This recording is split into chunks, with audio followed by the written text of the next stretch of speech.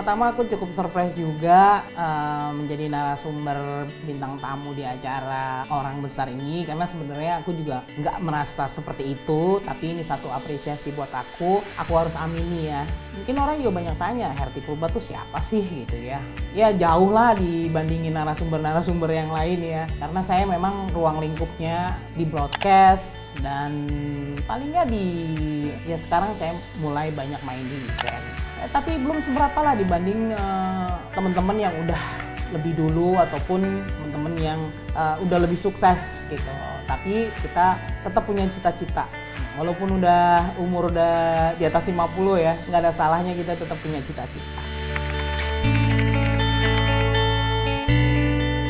Di era sekarang di mana perempuan dikasih kesempatan untuk bisa sejajar dengan kaum pria, nah ini peluang ini harus kita manfaatkan, kita coba membangun potensi diri kita untuk kita bisa bersaing secara positif. Dan saya rasa sebagai perempuan itu punya kelebihan-kelebihan yang alami lah dalam karakter kita sebagai pemimpin dibanding dengan yang pria gitu. Nah, perempuan sebagai leader banyak kelebihannya menurut saya, karena dari sisi karakter ya, perempuan itu ada sisi lembutnya, ada sisi keibuannya, ada sisi mengayomi. Nah, hal-hal kayak gini justru kita manfaatin, kita bisa maksimalkan sehingga kita bisa bersaing dengan para pria gitu ya. Perempuan sebagai seorang leader juga nggak gampang ya, karena itu juga kita harus melalui suatu proses. Selain kitanya memang juga punya bakat ya, yang ini bakat yang dilahirkan ya, kita juga harus latih. Nah, ini melatih diri ini banyak caranya ya, baik di dalam satu organisasi, kepemimpinan, dalam kehidupan berorganisasi. Nah, di situ kita bisa melatih diri kita.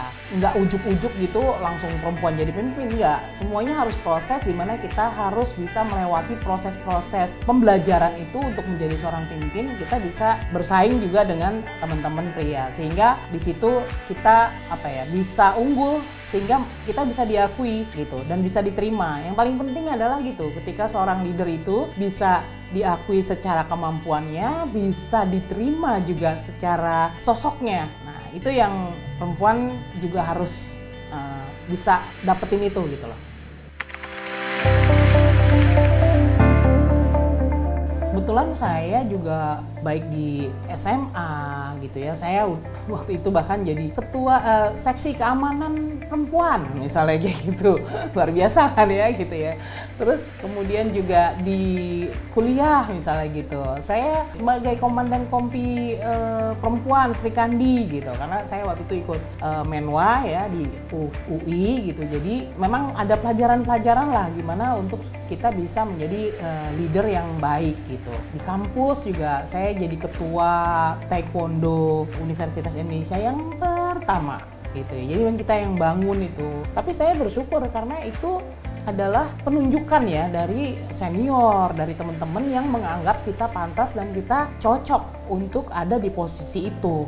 Saya juga bukan orang yang ambisius, saya pengen jadi ketua, enggak. Justru enggak seperti itu gitu loh. Justru bagaimana orang-orang merasa nyaman ketika kita yang meminta atau kita yang memerintah mereka, kita yang menginstruksikan mereka gitu. Jadi itulah maksudnya sebagai pemimpin sudah terlatih dari masa kuliah. Nah, ketika di industri pekerjaan juga demikian, kita nggak bisa bilang, wah saya mau jadi produser, saya mau jadi itu, enggak. Itu justru kita ditunjuk ya sama atasan, sama perusahaan yang menilai kita bahwa kita layak untuk di posisi itu. Olahraga juga kenapa menjadi salah satu yang memang membuat aku bergairah gitu ya. Ya saya suka olahraga. Dulu juga ketika kita masih kecil kita nonton olahraga ya di TVRI, itu multi event itu saya paling seneng untuk nonton kayak gitu. Ketika saya mulai karir di reporter, mulai di radio juga, waktu itu juga pernah sempet juga untuk mengcover Thomas Uber Cup. Puji Tuhan saya bisa diterima di di RCTI Sport. Itu luar biasa. RCTI Sport itu ada guru-guru saya banyak ya di situ. Nah, saya menjadi bagian dari itu ada satu kebanggaan sampai sekarang bahkan itu ya.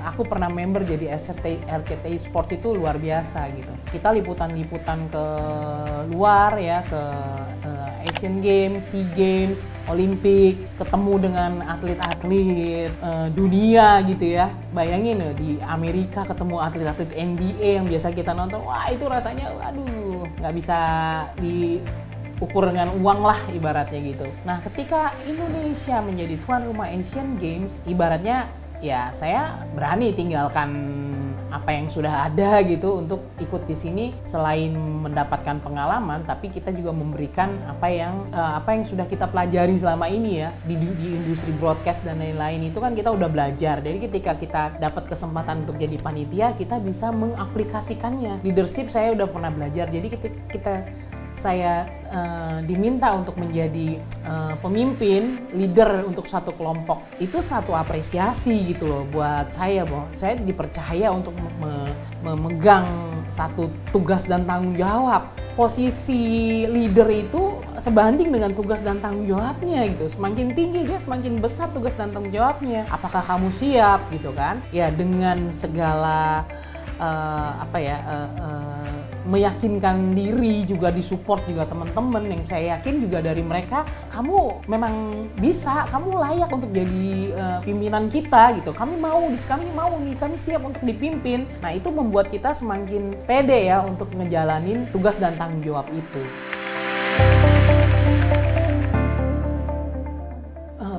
Banget. Ini bener-bener di dalam perjalanan karir saya sebagai reporter olahraga, terus kemudian perjalanan karir saya di industri broadcast, di industri entertainment, menjadi direktur opening closing ceremony ini itu lengkap banget itu. Sampai saat ini saya akui bahwa itu adalah pencapaian tertinggi dari karir saya gitu loh. Jadi saya mengucapkan terima kasih banget sama Pak Erick Thohir, Pak Wisnu Tama yang sudah memberikan kesempatan untuk saya berkiprah di situ gitu loh, mengambil tanggung jawab itu gitu. Puji Tuhan dengan hasil dan dengan kerja keras dari semua panitia Asian Games ya, opening closing ceremony itu menjadi salah satu opening closing terbaik gitu yang ada di Asian Games ya. Itu memang udah diakui gitu loh. Ya puji Tuhan bahwa semua, bayangin aja ya, karena irisannya banyak ya, ngerjain opening closing ceremony itu bukan cuma soal kreatifnya, tapi bagaimana berkoordinasi dengan seluruh unsur-unsur terkait, mulai dari venue, mulai dari bermacam-macam kementerian gitu ya, yang untuk mensupport gitu. Nah ini kita masuk ke area-area situ tuh, wah luar biasa gitu. Kalau kemarin di Asian Games 2018 kita bisa berhasil, kenapa enggak? Ini memang mimpi, ya kan? Semuanya berawal dari mimpi. Tetapi dengan kita bisa nata atau memanajemenkan mimpi itu menjadi yang terplanning lah ibaratnya, sehingga tercapai tujuannya. Tetapi ini memang juga harus disupport sama semua orang. Mimpinya harus sama. Mimpi pimpinan sama tim yang akan menjalankan itu harus sama. Itu penting banget. Nah, sekarang kita berharap, kalau saya positif aja bahwa tahun nanti untuk penyelenggaraan Olimpiade, saya yakin dengan pimpinan yang punya mimpi juga untuk mewujudkan, ada keinginan untuk mewujudkan itu, saya rasa insya Allah pasti akan bisa terlaksana. Kita doakan semua anak-anak muda di sini juga punya keinginan itu, punya mimpi itu untuk mewujudkan Olimpiade bisa ada diselenggarakan di Indonesia.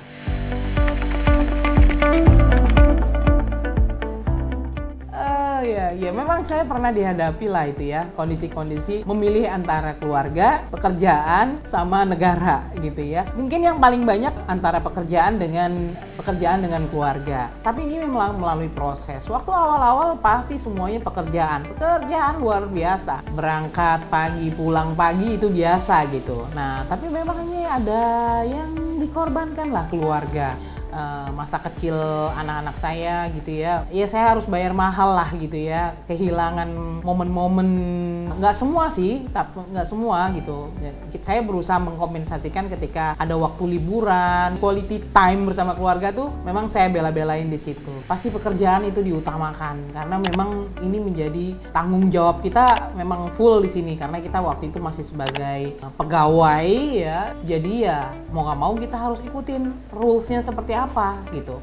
Apalagi kalau di industri broadcast ya jam kerja nggak ketahuan ya, maksudnya nggak jelas ya kan. Terus juga orang-orang libur kita menghibur gitu loh, banyak hal-hal yang keluarga itu kita nomor dua kan, jujur banget, dan banyak yang hilang di situ gitu. Tetapi seiring dengannya waktu, dengan kita udah lebih tinggi, ya saya bisa atur lah itu sehingga saya harus bisa berani untuk mendelegasikan itu kepada tim saya gitu, sehingga saya bisa memberikan waktu lebih banyak kepada keluarga, dan memang saat ini memang sangat membutuhkan gitu. Nah kalau buat negara ya itu lain persoalan ya, pasti kita akan minta restu dari keluarga bahwa ini ada saya dikasih tanggung jawab ini gini gitu kan untuk ini.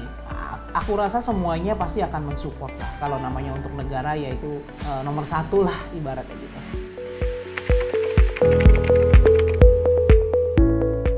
Ya sebagai perempuan leader gitu, pasti ego kita pasti besar ya di sini ya. Kita tadi masalah keluarga kita harus tinggalin ya kan.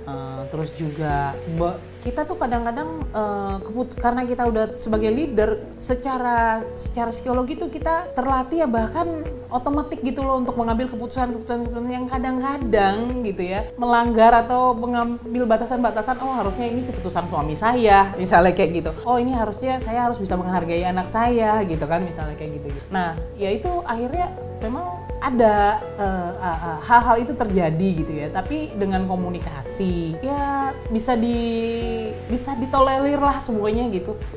Balik lagi doa dan juga restu dari keluarga itu sangat penting buat kita dalam berkarir. Tips buat para milenial untuk kita bisa berhasil, ini sekedar tips saja ya. Yang pertama tadi bahwa kita harus kerja keras ya, kerja keras karena itu menjadi karakter kita ya, bahwa kita pekerja keras. Yang kedua, kita juga kerjanya ikhlas, jangan hitung-hitungan gitu. Jadi hukum alam, hukum Tuhan lah itu ya, bahwa kalau kita ikhlas hasilnya insya Allah akan baik. Yang ketiga, kita tuh harus lebih pintar dikit dari yang lain, dikit aja gitu kan, tapi kita orang tahu bahwa kita lebih pintar dari mereka. Yang keempat, kita harus lebih rajin dari mereka. Jadi kalau ada temen yang pulangnya jam 5, jam 6, ya kita jam 8 gitu. Ada yang pulang jam 8, kita jam 12 ibaratnya gitu. Artinya di sini adalah kita bisa diandalkan. Karena penting banget kita diandalkan oleh atasan, itu membuat mereka nyaman, membuat mereka percaya sama kita. Memang beda tipis ya, ketika kita dikasih kepercayaan, kita akan banyak dikasih tugas-tugas, tapi itu akan membuat kita menjadi semakin lebih cepat, lebih pinter, dan bisa cepat untuk bisa dipercaya lah untuk melakukan atau mendapatkan tanggung jawab yang lebih besar gitu ya. Nah, yang terakhir yang kelima, yang pasti kita harus berdoa, kita tetap harus punya hubungan yang baik dengan Tuhan, dan juga kita harus minta restu keluarga kita untuk mereka memberkati kita, memberikan restu. Itu langkah baik gitu loh untuk kita bisa meniti karir kita ke depannya. Itu saja tips dari saya, Herti Purba, untuk Getters.